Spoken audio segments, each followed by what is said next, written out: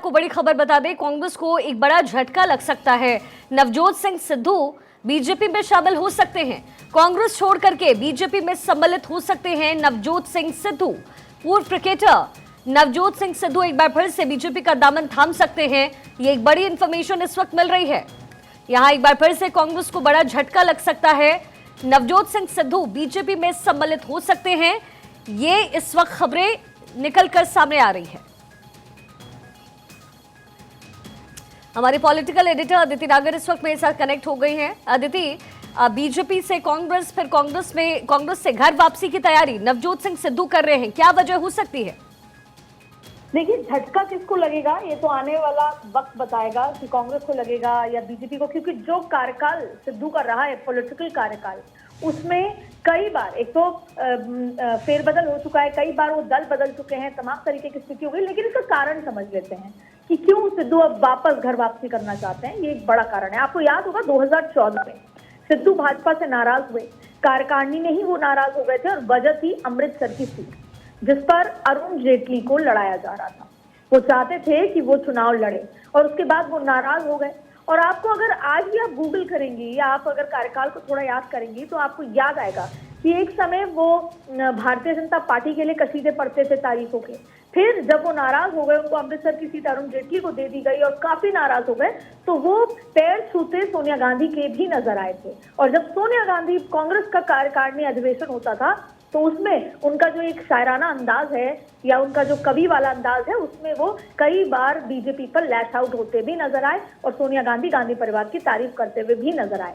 अब एक बार फिर आपको याद होगा कि किस तरीके से जब प्रदेश अध्यक्ष वो बने, कांग्रेस ने उनको मुख्य भूमिका दी और तमाम स्थितियां हुई। पूरी तरीके से पंजाब से कांग्रेस क्षीण होती चली गई और फिर सत्ता से भी बाहर हो गई। ऐसी स्थिति में कांग्रेस को जो सबसे बड़ा झटका लगा था, वो इससे ज्यादा बड़ा झटका तब लगा था जब सिद्धू ने जब पंजाब में चुनाव थे और कांग्रेस बाहर हो गई थी सत्ता से। अब एक बार फिर सिद्धू अमृतसर की सीट चाहते हैं और वो भारतीय जनता पार्टी के संपर्क में है। अब ये डील कन्वर्ट होती है या नहीं हो पाती, ये देखना होगा और उसी पर डिपेंड करता है कि सिद्धू आते हैं या नहीं। लेकिन भारतीय जनता पार्टी के लिए पंजाब बहुत कमजोर कड़ी है, वहां पर कोई भी मजबूत नेता नहीं है। तो संभवतः भारतीय जनता पार्टी सिद्धू के सहारे कम से कम 13 में से एक सीट लेना चाहेगी, क्योंकि आप जैसे किसान आंदोलन और पंजाब में जिस तरीके से आम आदमी पार्टी और कांग्रेस है, सिद्धू के सहारे अमृतसर की सीट जीतने के लिए प्रयास भारतीय जनता पार्टी भी करेगी। इसके दोनों के लिए ही ये विन विन सिचुएशन नजर आ रही है। लेकिन अदिति, अगर पैरेलली इसको भी हम देखें कि एक एक करके लगातार लोग कांग्रेस से टूट रहे हैं, ये खबर क्या महाराष्ट्र, क्या बिहार और अब क्या पंजाब, ऐसे में कांग्रेस की स्थिति यहाँ डावाडोल होती हुई नजर आ रही है। अदिति, देखिए, जाहिर तौर पे क्योंकि कांग्रेस के पास जो सबसे कमजोर कड़ी है वो है अपने ही लोगों को नहीं जोड़ के रख पाना।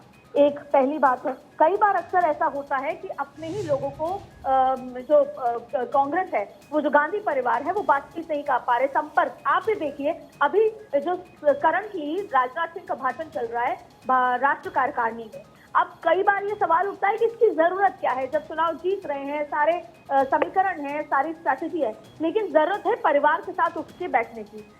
हजारों की तादाद में पूरे देश भर से कार्यकर्ता आए और वजह क्या है? अपने नेता को सुनने, अपने साथ संपर्क साधने। कांग्रेस के अंदर जो कमी है, चाहे फिर वो महाराष्ट्र की बात आप करें, चाहे फिर वो राजस्थान की बात आप करें, चाहे वो पूरे देश की बात करें, जो गांधी परिवार से जो संपर्क एक समय था वो नहीं साध पा रहे और इसी वजह से ये महाराष्ट्र से, राजस्थान से, मध्य प्रदेश से और अब पंजाब से, हर जगह से नेता टूटकर भारतीय जनता पार्टी के पास जा रहे हैं। वजह ये हो सकती, वजह पहली है कि कांग्रेस में पूछ नहीं है, कांग्रेस का भविष्य नहीं दिख रहा, और तीसरी वजह है कि भारतीय जनता पार्टी का भविष्य नजर आ रहा है और अपने भविष्य के लिए जा रहे हैं, पर कहीं ना कहीं कमी है जो राहुल गांधी की तरफ से कि वो भले ही सड़कों पे निकले हुए हैं, लेकिन जो नेता है वो उनसे डिस्कनेक्ट फील कर रहे हैं। आपको इमरजेंसी का टाइम याद होगा, इमरजेंसी के टाइम पे कांग्रेस से पूरी जनता नाराज थी, लेकिन नेता पार्टी को छोड़ के नहीं गए। लेकिन अब देखिए कैसे विपरीत स्थितियां हैं कि जनता भले नाराज है या नहीं है, जनता भले विकल्प के तौर पे देख रही है या नहीं,